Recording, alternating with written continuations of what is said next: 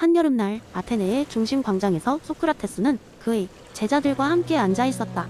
시장에서는 상인들이 저마다의 상품을 자랑하며 손님을 끌어모으고 있었고, 사람들은 인파 속에서 바쁜 하루를 보내고 있었다. 그러던 중 소크라테스는 특유의 부드러운 미소를 지으며 제자들에게 말했다. 자, 오늘은 소위 무지의 지에 관한 이야기를 해보자꾸나. 알렉산드로스야, 내가 최근 읽은 책에 대해 이야기해볼래? 알렉산드로스는 최근에 수학에 관한 책을 탐독하고 있었다. 그는 책에서 배운 몇 가지 복잡한 정리에 대해 자랑스럽게 설명하기 시작했다.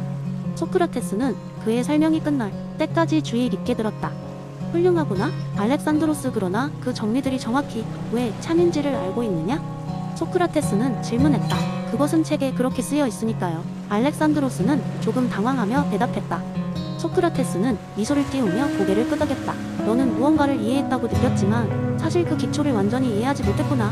이것이 바로 무지의 지란다. 우리가 아는 것이라고 생각하는 것을 증명할 수 없다면 사실 우리는 그것에 대해 아무것도 모르는 것일 수도 있는 법이지. 주위에 다른 제자들도 흥미를 보이며 속속히 모여들었다. 그중 한 명이 물었다. 스승님, 그렇다면 우리는 어떻게 해야 할까요? 우리가 아는 것이 무지일 뿐이라면 어떤 식으로 진리를 탐구해야 할까요? 소크라테스는 제자의 눈을 똑바로 쳐다보며 대답했다. 우선 무언가를 안다고 생각하기보다는 모른다고 인정하는 것에서 시작해야 한다. 그런 과정을 통해 우리는 더 깊이 탐구할 수 있고 더 많은 질문을 할 수 있지. 바로 질문에 대한 답을 찾는 과정에서 우리는 알아가는 거란다. 그제야 제자들은 고개를 끄덕이며 그 의미를 이해하기 시작했다. 그들은 소크라테스와 더불어 질문하고 대화하고 답을 구하면서 무지의 지라는 개념을 실천에 옮기기로 했다. 그 과정에서 비로소 진정한 학문의 시작을 체험할 수 있을 것이라는 믿음을 품었다. 멀리서 시장의 소음이 점점 더 희미해져갔고, 소크라테스와 제자들은 나무 그늘 아래서 하루 종일 논의하며 자신들의 무지를 탐구하고 서로의 무지를 인정하면서 진리의 실마리를 찾아갔다. 그날의 대화는 그들에게 있어서 새로운 시대의 시작을 알리는 작은 종소리와 같았다. 무지에서 출발한 지혜의 여정은 끝없는 질문과 탐구로 가득 찼다. 두 번째 이야기. 옛날 옛적 한국의 작은 마을에는 철학에 깊이 심취한 한 노인이 살고 있었습니다. 그는 늘 마을 사람들에게 삶의 의미와 가치에 대한 이야기를 들려주기 좋아했는데, 그 중에서도 영원 회귀에 관한 이야기는 사람들의 마음을 사로잡곤 했습니다. 어느 날 마을 광장 한복판에 사람들이 모여 노인의 이야기를 듣고 있었어요. 그는 나무 아래에 앉아 조용히 말했다. 여러분, 만약 우리의 삶이 반복된다면 어떻게 살겠습니까? 이 삶의 모든 순간이 그저 기쁜 순간만이 아니라 슬프고 고통스럽고 후회스러운 순간들까지 모두 말입니다. 사람들은 이 질문에 적잖이 당황했습니다. 젊은 농부가 손을 들어 물었습니다. 그렇다면 좋은 순간만 골라서 삶을 살아갈 수 있을까요? 노인은 미소 지으며 고개를 저었습니다. 영원 회귀란 모든 순간이 반복되는 것이지요. 우리의 선택과 행동, 그 결과까지 모두 말입니다. 그저 달콤한 순간만을 반복할 수는 없습니다. 이때 마을의 현명한 전쟁이 안하게 입을 열었습니다. 그러면 우리가 지금 내리는 선택은 얼마나 중요한가요? 어떻게 살아야 할까요? 노인은 잠시 하늘을 바라보더니 답했습니다. 영원 회귀의 핵심은 지금 이 순간이 얼마나 소중한지를 깨닫게 하는 것입니다. 만약 우리가 이 삶을 다시 살게 된다면 지금 이 순간의 선택이 우리의 영원한 삶에 영향을 미칠 것입니다. 그렇기에 우리는 가장 충실하고 진실하게 후회 없이 삶을 살아야 하는 것이죠. 또 다른 이가 걱정스레 물었습니다. 하지만 우리는 실수를 피할 수 없습니다. 후회하지 않는 삶은 불가능한 것 아닌가요? 노인은 고개를 끄덕였습니다. 맞습니다. 실수는 피할 수 없죠. 하지만 실수를 통해 배울 수 있습니다. 먼저 실제로 후회하는 경험을 통해 무엇을 개선할 수 있을지 생각해 보시길 바랍니다. 매 순간 최선을 다하고 그 결과를 받아들이는 자세가 중요합니다. 노인의 말에 사람들은 깊은 생각에 잠겼습니다. 그날 이후 마을 사람들은 그들의 삶을 더 진지하게 바라보고 기꺼이 하루하루를 성실히 살아가려 했습니다. 어떤 이는 자신의 일에 더욱 열중했고, 또 어떤 이는 주변 사람들에게 더 많은 사랑을 표현하려 노력했습니다. 서로에게 친절을 베풀고 후회하지 않을 삶을 위한 결단들을 내리고자 했습니다. 이처럼 노인의 이야기는 영원 회귀라는 철학적 개념을 통해 모든 순간의 가치와 삶의 의미를 다시 한번 돌아보게 하였습니다. 각자의 삶에서 매 순간을 더 소중히 여기고 반복될 모든 순간을 두려움 없이 맞이할 용기를 심어주었던 것이죠. 영원히 반복될 삶이라면 우리는 과연 지금 어떻게 살아야 할까요? 이는 누군가 고차원적인 의미를 향해 나아가는 데 있어 가장 중요한 질문이 아닐 수 없습니다. 세 번째 이야기. 옛날 옛적 어느 왕국의 평화를 위해 항상 새로운 아이디어를 찾아다니던 한 왕이 있었습니다. 이 왕은 왕국의 정의와 평등을 보장하기 위해 고민하던 중 마법사에게 새로운 관점을 얻고자 했습니다. 마법사는 무지의 베일이라는 신비로운 물건이 있다는 전설을 들려주었습니다. 이 베일은 쓰는 사람을 자신의 사회적 지위와 인종, 능력 등 개인적 배경을 모르는 상태로 만들어 가장 공정한 결정을 내리게 해준다고 했습니다. 왕은 이 전설의 깊은 매력을 느껴 마법사를 통해 거대한 연회를 열어 왕국의 모든 사람들이 무지의 배회를 체험할 수 있게 초대했습니다. 신하들, 상인, 농부, 예술가, 심지어 거리의 거지에 이르기까지 누구도 빠짐없이 초대되었습니다. 연회가 시작될 무렵 마법사가 나타나 베일을 펼치며 사람들에게 설명했습니다. 이 베일을 쓰면 지금 자신의 위치나 능력을 모두 망각하게 될 것입니다. 그리고 그 상태로 이 왕국의 미래를 결정할 것입니다. 모두가 베일을 쓰자 분주했던 연회장은 순식간에 조용해졌습니다. 사람들은 현재의 자신이 누군지, 어떤 역할을 가진지도 잊어버린 채 공동체를 위한 가장 공정한 규칙을 고민하기 시작했습니다. 한참 동안 침묵이 흐른 후 사람들이 의견을 나누기 시작했습니다. 어떻게 해야 우리 모두가 배불리 먹고 편안히 쉴 수 있을까요? 누군가가 물었습니다.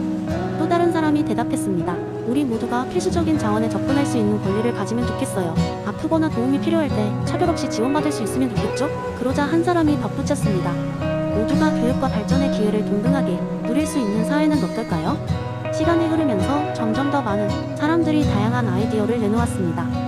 그들은 자신이 이익을 받는지 모르기 때문에 본능적으로 가장 약한 사람들, 가장 적은 것을 가진 사람들을 위한 규칙을 제안하고 있었습니다.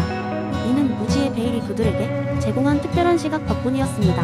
마법사는 조용히 이 광경을 지켜보며 미소 지었습니다. 왕 또한 매우 감명받아 이 회의에서 나온 결론을 기반으로 새로운 법령을 발표했습니다. 오늘 우리는 무지 속에서 우리가 더 나은 세계를 꿈꿀 수 있음을 배웠다. 이제 이 법들이 우리의 왕국을 더 정의롭고 평등하게 만들기를 바란다.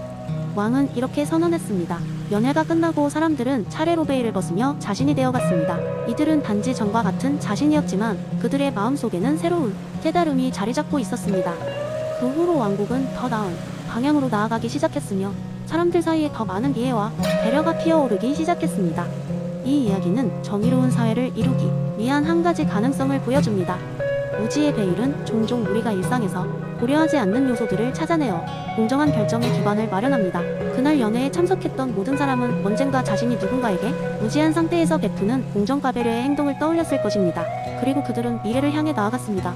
늘 조금 더 정의롭고 평등한 세상을 꿈꾸면서 네 번째 이야기한 덥고 습한 여름날, 작은 마을인 해몬드빌에서는 전통적인 연례 축제가 열리고 있었습니다. 이 마을은 인구가 많지는 않지만 사람들은 서로를 가족처럼 대하며 공동체 정신을 중요시 여겼습니다. 이 축제는 마을 사람들이 함께 모여 그들의 공공의 선을 기념할 수 있는 특별한 시간이었습니다. 이날 축제의 주요 행사 중 하나는 최고의 사과 파이 경연 대회였습니다.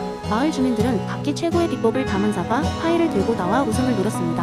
그런데 이번 경연의 우승자는 단지 최고의 맛을 내는 것이 아니라 그들이 가진 파이를 나누어 먹으며 공동체 정신을 얼마나 발휘하는지를 통해 결정하게 되었습니다. 심사를 맡은 사람들은 마이클 샌델의 철학의 영향을 받아 맛뿐만 아니라 공공의 선에 기여한 정도를 점수에 반영하기로 했습니다.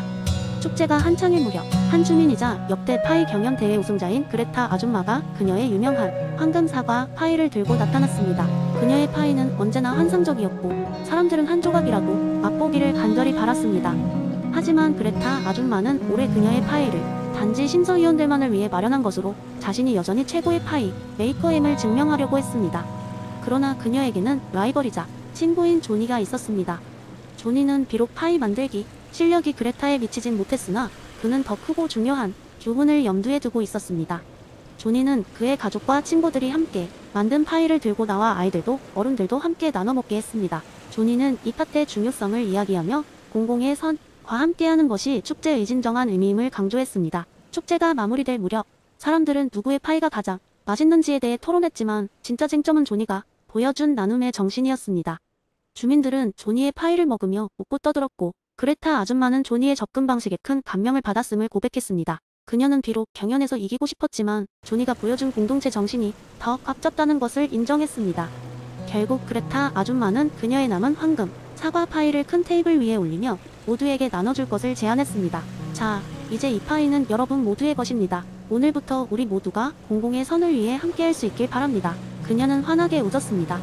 조니와 그레타는 파이를 나누며 모든 사람이 즐길 수 있는 또 다른 추억의 순간을 만들었습니다. 그리고 그 순간 해먼드빌 주민들은 마이클 샌델이 공공의 선 개념이 단지 이론이 아닌 그들 모두가 함께 만들고 실현할 수 있는 가치임을 자연스럽게 깨달았습니다. 그들은 모두가 함께 나눌 때 더욱더 큰 의미가 된다는 사실을 그날의 파이 경연을 통해 생생히 체험한 것입니다.